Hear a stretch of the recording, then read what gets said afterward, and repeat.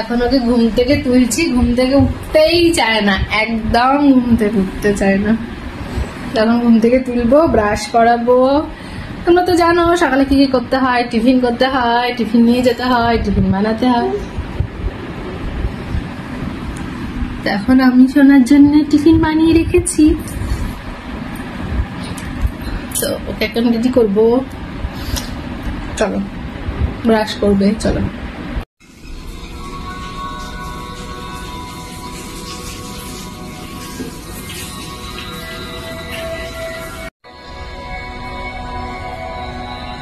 তো লাডো স্নান কমপ্লিট হয়ে গেছে, এখন লাডো ব্রাশ করবে। ব্রাশ করবে না, মানে কম করবে না, কাঙ্গি করবে।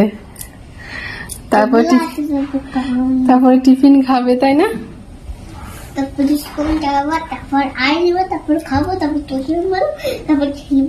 তো আজকে টিফিনে বানিয়েছিলাম একটু ইডলি, এখানে হয়ে গেছে। ইডলিটা বার করবো, ঠান্ডা হয়ে গেলে এগুলোকে বার করবো। আর অল্প একটুখানি গোলা রয়ে গেল, চলো একটুখানি গোলা রয়ে গেছে। হ্যাঁ, ঠিক করছো কেন?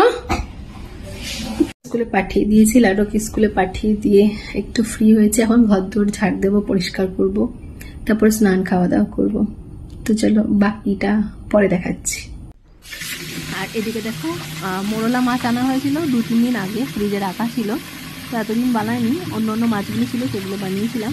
তো আজকে এই মাছটাকে খুব ভালো করে ধুয়ে নিচ্ছি, আর এটার মধ্যে একটুখানি লবণ দেব।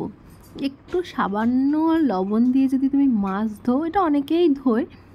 আর এটা আমি শিখেছিলাম যখন আমি আগরতলায় থাকতাম। আমার যে মাছ টাছ ধুয়ে দিত, যে আমার একটা মাসি বলে ডাকতাম, তো উনি আসতো মাঝে মাঝে আমাকে মাছ ধুয়ে দিত। তো সে সবসময় দেখতাম নুন দিয়ে চটকে চটকে একদম কালো কালো জলটাকে বার করে মাছটাকে ধুতো। তো আমি ওভাবেই এখন মাছটা ধুই। তো দেখো এখন আমি খুব ভালো করে, আর নুন দিয়ে দেখো কালো কালো কেমন জলগুলো বেরোলো, এগুলোকে দিয়ে মাছগুলো ধুয়ে নেব লবণটা দিয়ে। আর ধুলে একদম যেন মনে হয় যে রূপোর মতো চকচক করে মাছগুলো, সত্যি। আর মাছ আমি আগে ধুতে পারতাম না, ইদানিং আমি মাছ ধোয়া শিখেছি। মানে ঠেলায় না পড়লে বিড়াল গাছে ওঠে না। তো যখন দেখলাম যে আমার জন্য বাচ্চারা মাছ খেতে পারছে না, তো আমিও মাছ খাওয়াটা শিখলাম। যেমন আমি পাবদা মাছটা কোনোদিন খাইনি, ও বাচ্চাদের জন্য খাওয়া শিখলাম।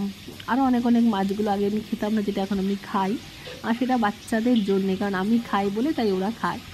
আর এই মাছটা আমার খুব ভালো লাগে, এটা খুব একটা বেশি কাটা থাকে না, লাডুও খুব বেশি পছন্দ করে এই মাছটা। আর পলকের তো ছোটো মাছ একদমই পছন্দ হয় না, ওকে একটু আদ্রু যা দাও একটু বড় মাছই খায়। ও ভোলা মাছটা আবার খুব বেশি ভালো লাগে ওর, কিন্তু সব চুনো মাছ ও একদম খেতে চায় না। আর দেখো সত্যি মাছগুলো একদম পরিষ্কার হয়ে গেছে, একদম সাদা ঝকঝক তকতকে করে ফেলেছি। তো এগুলো ধুয়ে মুছে রেখে তারপরে যাবো স্নানে। এখনও স্নান করিনি, কারণ মাছটা ধোয়ার পর স্নান করাটাই আমার ভালো লাগে। আমি স্নান ধান করে একদম মাছটা আসতে এমন ধরতে ভালো লাগে না। তো দেখো সত্যি একদম চকচক করছে। একটু ঝুড়িতে ডলে নিয়েছিলাম, এর আঁশগুলো একদম বেরিয়ে চলে গেছে।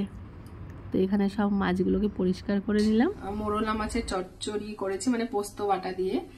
আর এটা একটা বাটি চচ্চড়ি করেছি। আমার বাটি চচ্চড়িটা খেতে অনেক টেস্টি লাগে।